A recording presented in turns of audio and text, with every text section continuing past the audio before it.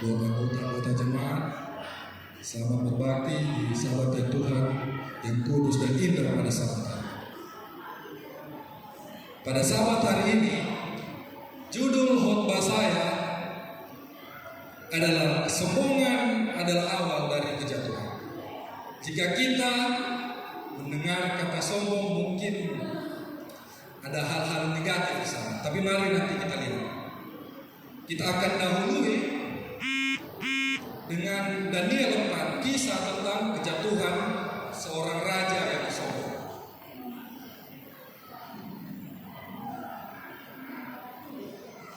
Di dalam Daniel 4, seorang raja yang bernama Raja Nebukadnezar, yang dimana suatu ketika dia mendapatkan mimpi, dan mimpinya ini membuat dia gelisah karena dia tidak mengetahui apa makna dan arti dari mimpinya tersebut, sehingga Raja Nebukadnezar mengeluarkan titah. Dia memanggil semua orang bijaksana yang ada di Babel, semua orang-orang berilmu, ahli jampi, para kastim dan ahli nujum. Tetapi tidak ada satu orang pun yang dapat memberikan arti dan makna dari mimpi Raja Nebukadnezar.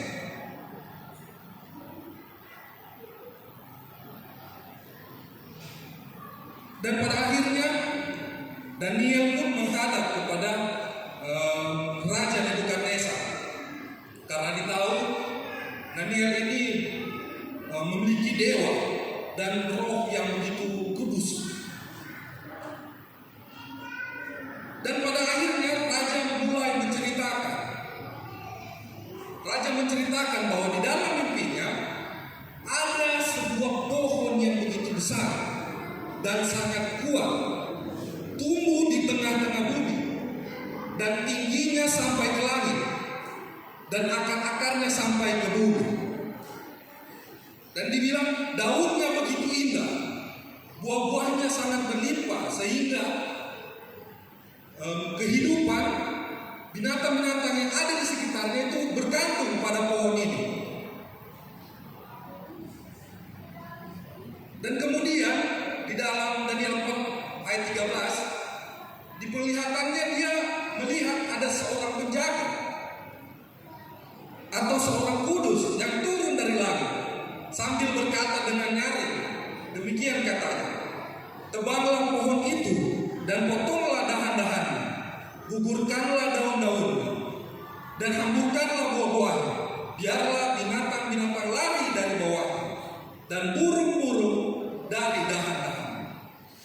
Tetapi biarkanlah tunggulnya tinggal di dalam tanah, terikat dengan rantai dan besi dan tembaga, di rumput muda di padang, biarlah ia dibasahi dengan embun dari langit, dan bersama-sama dengan binatang-binatang mendapat bagiannya dari rumput di bumi.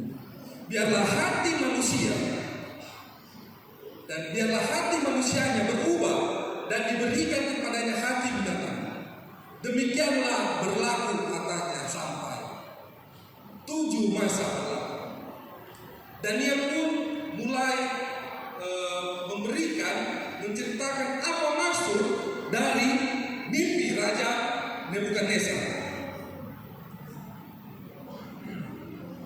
Mimpi dari Raja Nebukadnezar yang berarti adalah Tuanku yang telah bertambah besar dan kuat. Artinya maksud dari mimpi Raja Nebukadnezar, pohon yang begitu besar dan menjulang tinggi sampai ke langit, itu adalah Raja Nebukadnezar itu sendiri. Karena kita tahu bersama, Raja Nebukadnezar memiliki kekuasaan, dan kekuasaannya itu sangat mutlak. Tidak ada satu orang pun di muka bumi ini yang dapat membantahnya, sehingga membuat dia berperilaku congkak dan menjadi sombong karena dia tahu dia memiliki kekuasaan. Dan maksud dari seorang penjaga sorga ini yang turun dari langit adalah dia akan mengalami kejatuhan, yang dimana kerajaannya akan dihalau dan juga dia akan seperti binatang di padang, seperti halnya dia memakan rumput, sama seperti binatang di padang. Tetapi saudara-saudara, kita tahu semua kisahnya. Akhirnya dia mengakui bahwa kerajaan sorgalah yang berkuasa dan memiliki kekuasaan yang sangat besar. Karena kenapa? Raja Nebukadnezar tahu hanya kerajaan sorgalah yang dapat merendahkan orang yang berperilaku. Kita sudah lihat bagaimana Raja Nebukadnezar dengan kekuasaannya, dia jatuh karena kesombongannya dia.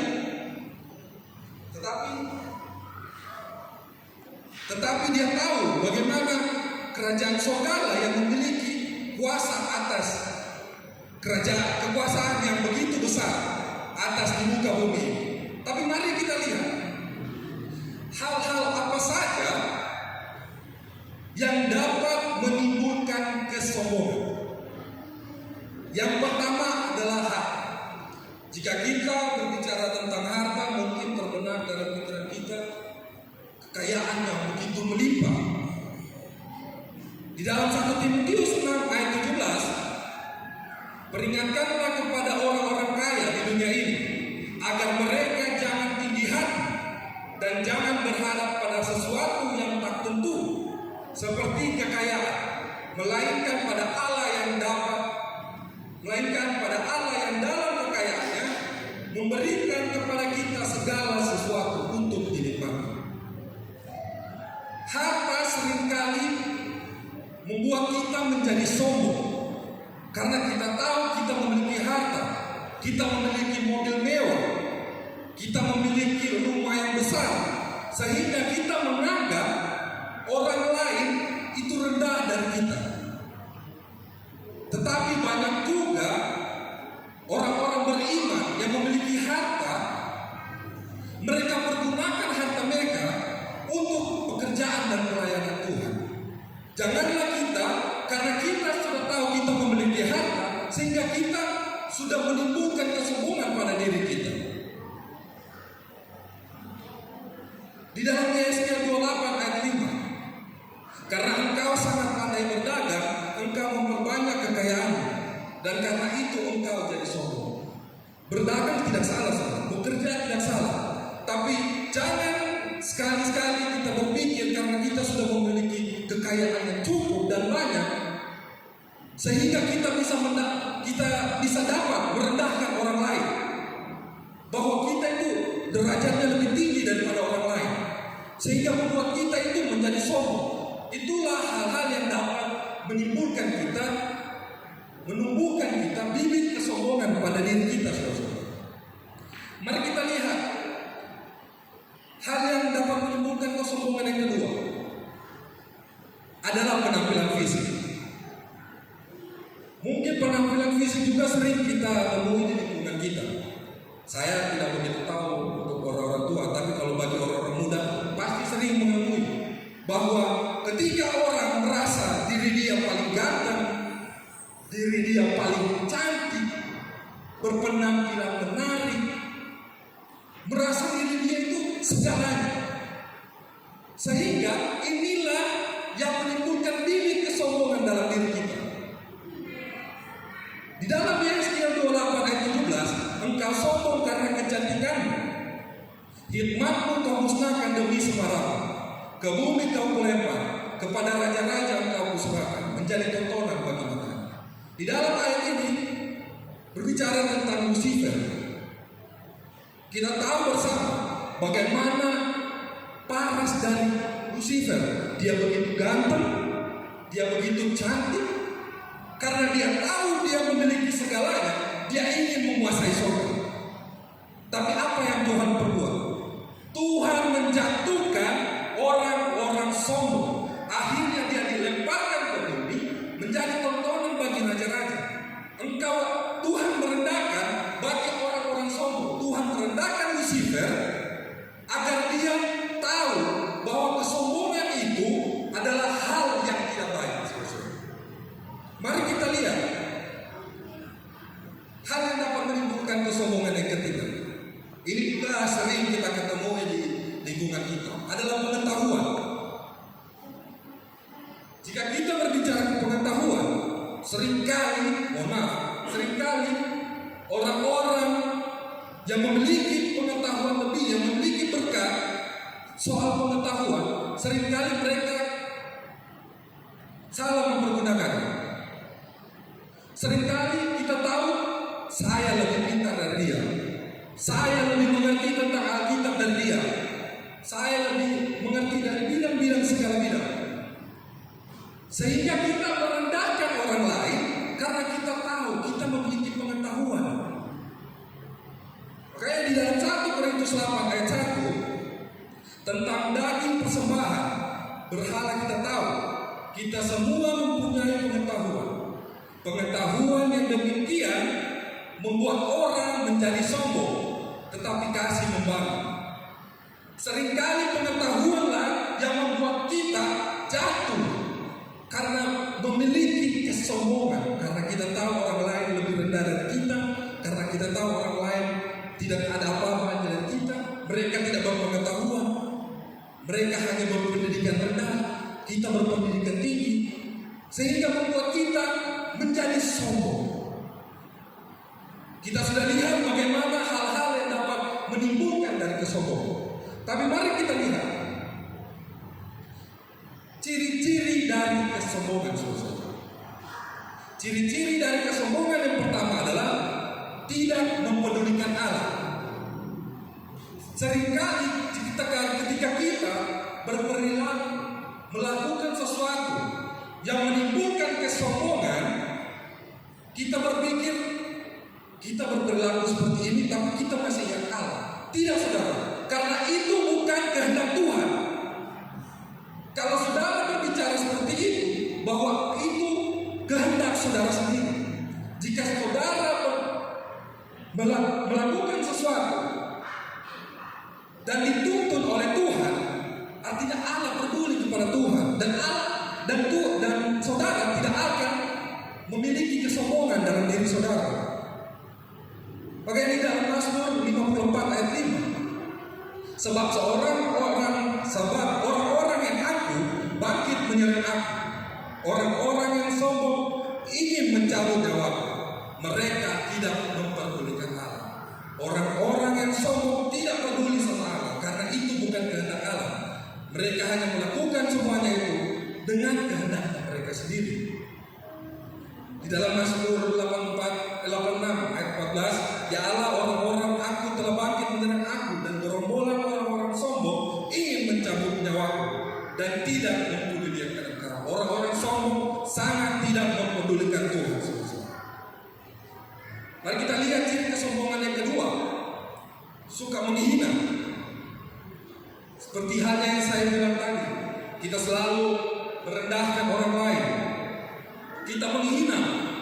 Kita mungkin datang ke gereja cuma lihat kiri kanan, kita lihat, oh dia pakai baju bagus, oh dia sepatu baru, dia tas baru, tas branded dan selain sebagainya. Seringkali kita menghina kekurangan orang lain. Makanya di dalam Mazmur 123 ayat 4, jiwa kami sudah cukup kenyang dengan olok-olok orang-orang yang merasa aman, dan dengan penghinaan orang-orang yang sombong. Orang-orang yang sombong selalu menghina saudara, karena mereka merasa diri paling segalanya. Mereka tahu mereka pintar, mereka tahu mereka berpenampilan menarik, mereka tahu mereka memiliki kekayaan, sehingga dengan mudahnya mereka suka menghina saudara-saudara kita. Tapi mari kita lihat lagi ciri-ciri kesombongan yang ketiga. Ciri-ciri kesombongan yang ketiga, memamerkan kekayaan. Memamerkan kekayaan seringkali kita temui oknum saudara. Saya tidak berbicara seperti ini untuk menunjuk atau menyalahkan orang-orang yang memiliki kekayaan. Tetapi saudara-saudara, hendaklah kita, jika kita memiliki kekayaan, baiknya kita pergunakan itu untuk pelayanan Tuhan, saudara-saudara. Janganlah kita sekali-kali memamerkan kekayaan kekayaan kita. Mau itu kita punya tas mewah, kita punya mobil mewah, kita punya rumah yang sangat besar, sehingga membuat diri kita menjadi sombong. Dalam Yesaya 3 ayat 16 Tuhan berfirman, oleh karena wanita Sion telah menjadi sombong dan berjalan dengan jenjang leher, dan dengan main mata berjalan dengan dibuat-buat langkahnya, dan gemerincing dan miring-miring kaki. Janganlah kita seperti wanita Sion ini, saudara. Kita kalau kita ke gereja sudah membusukkan dada, kita datang dengan perhiasan dari tangan sampai leher. Janganlah kita sekali memamerkan kekayaan kita, saudara-saudara. Karena itu bisa jadi menimbulkan kesombongan pada diri kita, saudara. Lebih baik di dalam ciri-ciri kesombongan yang keempat adalah tidak memiliki kasih. Lebih baik kita menunjukkan diri kita bahwa kita ini memiliki kasih. Karena kenapa? Orang sombong, saudara, tidak memiliki kasih. Jangan pikir orang-orang sombong memamerkan kekayaan dan lain sebagainya itu, oh saya masih ingat Tuhan, saya masih memiliki kasih, saya berbagi ke sesama. Tapi berbagi ke sesama mesti orang tunggu live dulu di FB, di Instagram, di Facebook dan lain sebagainya, di YouTube.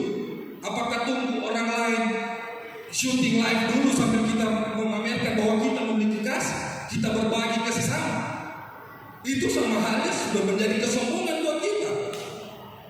Makanya di dalam 1 Korintus 13 ayat 4, kasih itu sabar, kasih itu murah hati. Ia tidak cemburu, ia tidak memegahkan diri, dan ia tidak sombong. Ia tidak sombong dan ia tidak memegahkan diri. Orang yang memiliki kasih pasti dia sabar. Sudah pasti dia murah hati.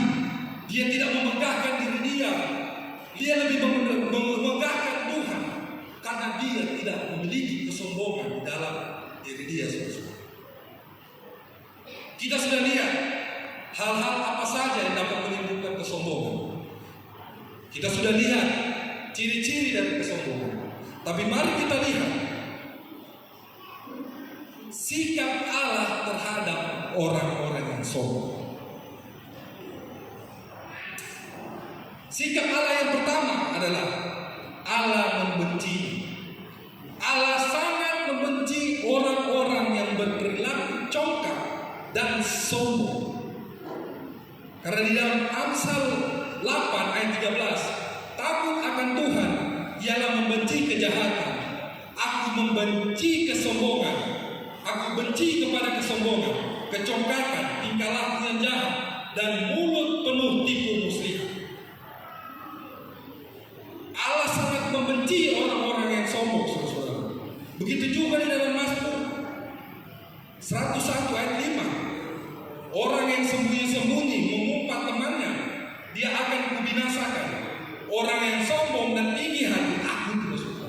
Tuhan tidak suka kepada orang-orang yang sombong. Tuhan sangat membenci kepada orang-orang yang berperilaku congkak dan sombong.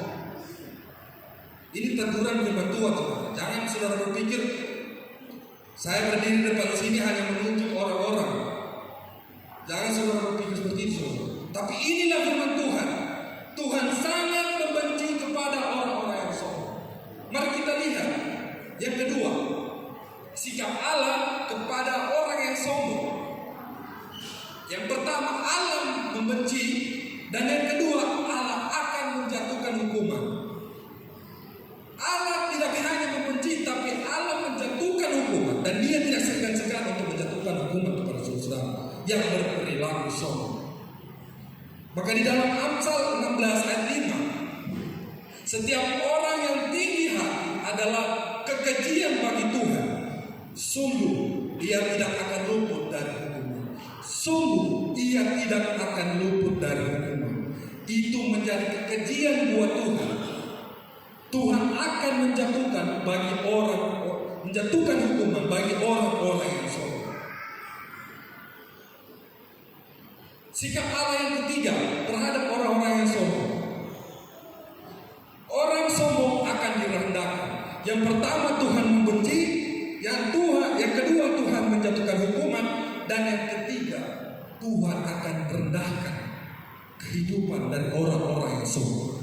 Dalam Samuel 2 Samuel ayat 22, dalam 2 Samuel 22 ayat 28, bangsa yang tertindas engkau selamatkan, tetapi matamu melawan orang-orang yang tinggi hati, supaya mereka kau rendahkan. Tuhan tidak segan-segan untuk merendahkan jika saudara-saudara memiliki kesombongan di dalam diri saudara-saudara. Tuhan juga benci, Tuhan menjatuhkan hukuman, dan Tuhan rendahkan. Inilah sikap Allah terhadap orang-orang yang sombong. Tadi kita juga sudah bahas hal-hal apa saja, ciri-ciri apa saja, bagaimana sikap Allah terhadap orang-orang yang sombong. Mari kita lihat ciri-ciri kesombongan rohani. Ciri-ciri kesombongan rohani yang pertama,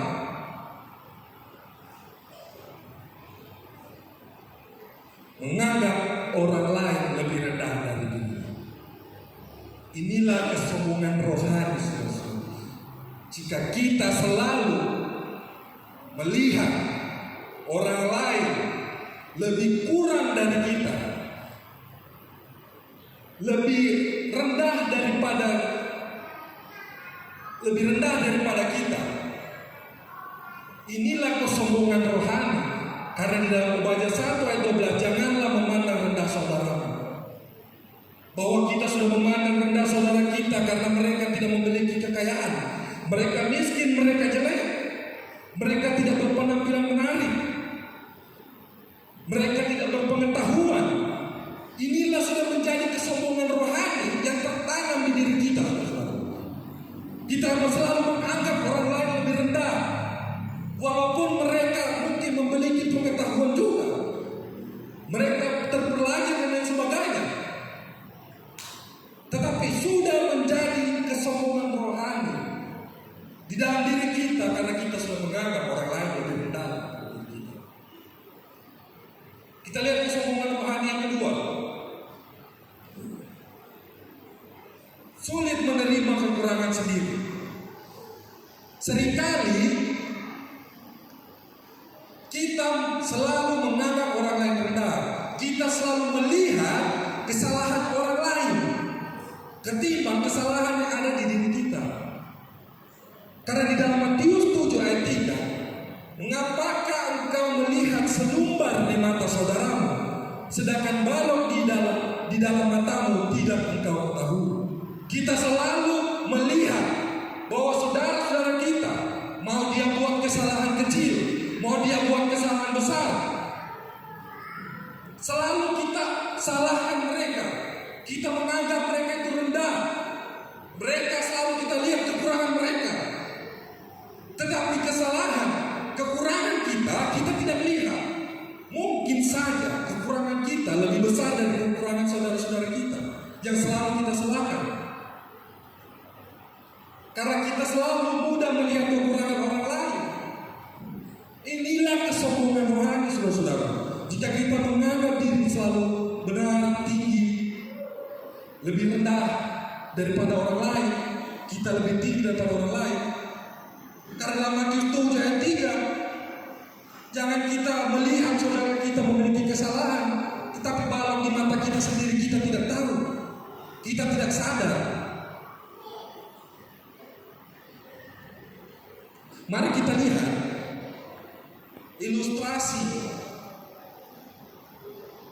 ilustrasi mengenai mudah melihat kekurangan orang lain. Pada suatu ketika ada seorang perempuan, dia sedang berada di bandara. Sambil dia menunggu keberangkatannya, dia sudah membeli sebuah buku yang dia sangat suka dan dia suka untuk membacanya, dan dia juga membeli sekantong kue. Pada saat itu dia sedang duduk, dia asik membaca buku, dia mengambil sebuah kue yang ada di sampingnya, dia makan. Tapi tiba-tiba ada seorang laki-laki yang duduk di samping dia, mengambil juga kue yang ada di sampingnya. Tapi perempuan ini karena berpikir dia tidak mau mencari masalah, dia tidak mau membuat keributan di bandara, sehingga dia pikir sudah biarlah perempuan ambil satu kue, laki-laki ambil satu kue, perempuan ambil satu kue, sampai pada akhirnya dia merasa kesal dan marah. Dia menghela napas panjang, dan pada saat itu juga terdengar suara bahwa panggilan keberangkatannya sudah tiba. Dia bergegas, dia menyimpan bukunya, dia masuk ke pesawat. Pada saat dia duduk, dia ingin melanjutkan membaca buku yang tadi di bandara. Yang pada saat dia duduk, dia asik membaca buku. Pada saat dia mau membuka tasnya, dia mendapati bahwa sekantong kue utuh masih berada dalam tas dia. Tiba-tiba dia berpikir, kalau ini kue utuh yang ada dalam tasnya punya dia, lantas yang dia makan tadi punya siapa? Yang dia marah tadi punya siapa? Yang dia kesal tadi punya siapa?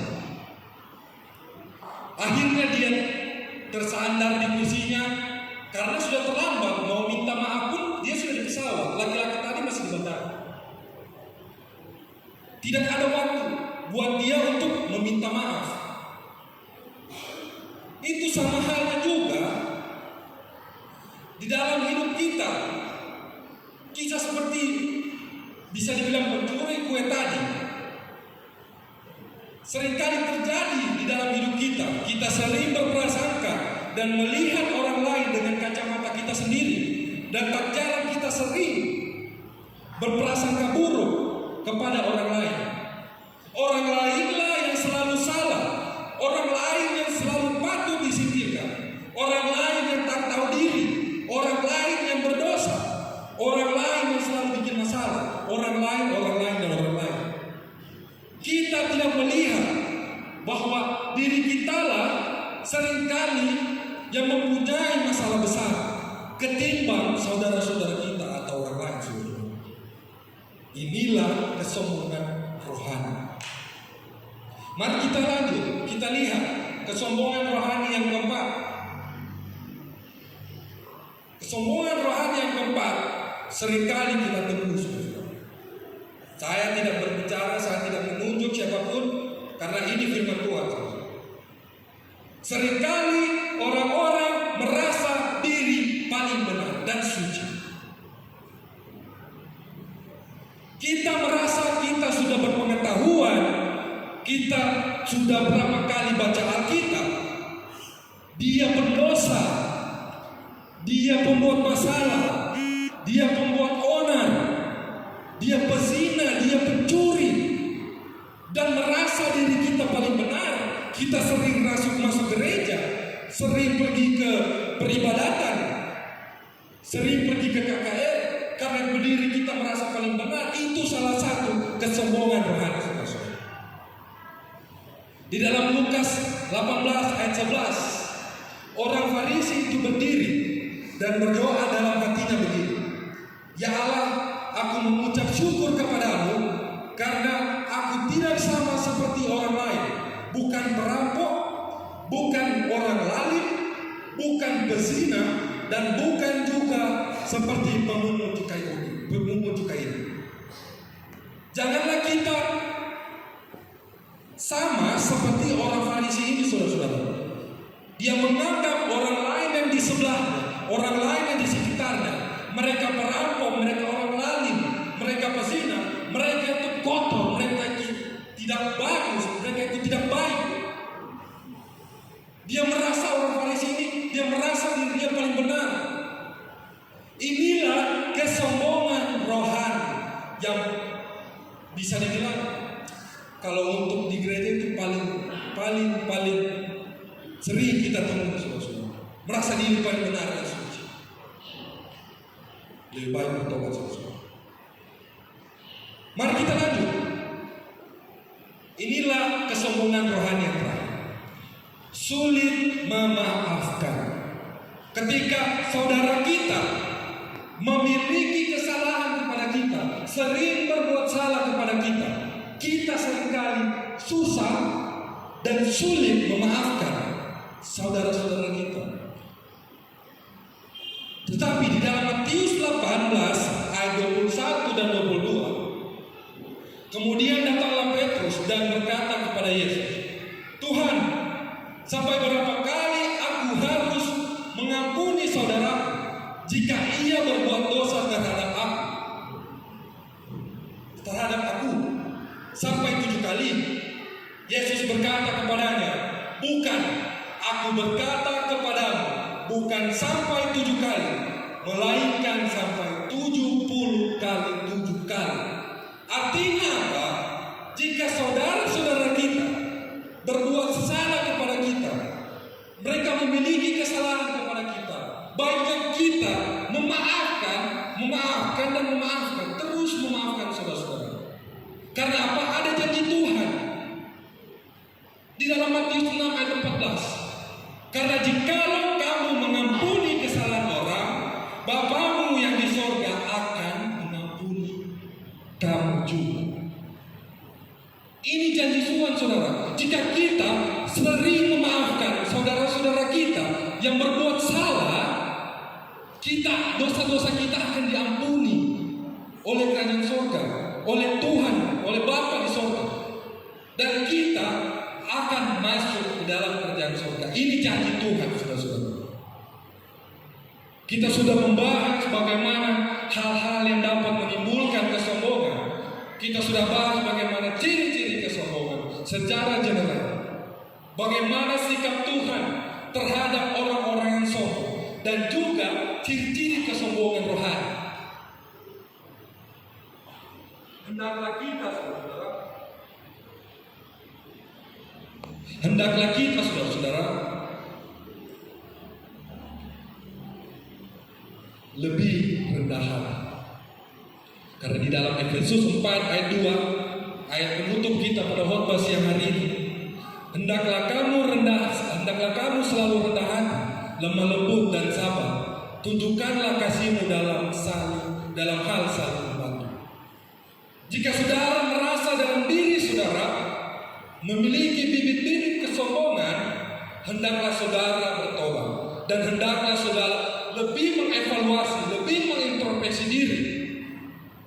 Agar apa? Kita agar selalu rendah hati, agar selalu lemah lembut dan sabar. Karena sering kita melakukan kesombongan, itu bukan kehendak kita, tetapi melainkan kehendak kita sendiri. Itu bukan kehendak Tuhan. Jika kita memiliki kasih di dalam diri kita, itu adalah tuntunan Tuhan bahwa kita menaruh Tuhan di dalam hidup kita.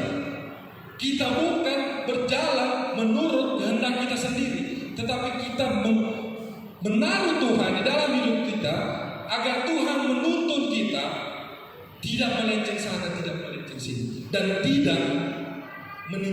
tidak menumbuhkan bibit-bibit kesombongan.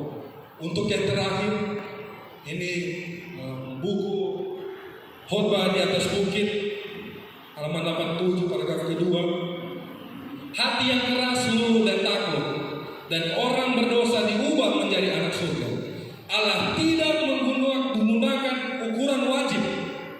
Kasih adalah alat yang Dia gunakan untuk membuang dosa dari hati kita. Olehnya Dia mengubah kesombongan menjadi kerendahan hati, dan permusuhan dan ketidakpercayaan menjadi kasih dan iman. Hendaklah kita menaruh Tuhan dalam hidup kita. Biarlah Tuhan mengubah kesombongan menjadi kasih. Biarlah kita menjadi berkat di dalam lingkungan kita sehari-hari, di dalam pekerjaan dan usaha kita sehari-hari.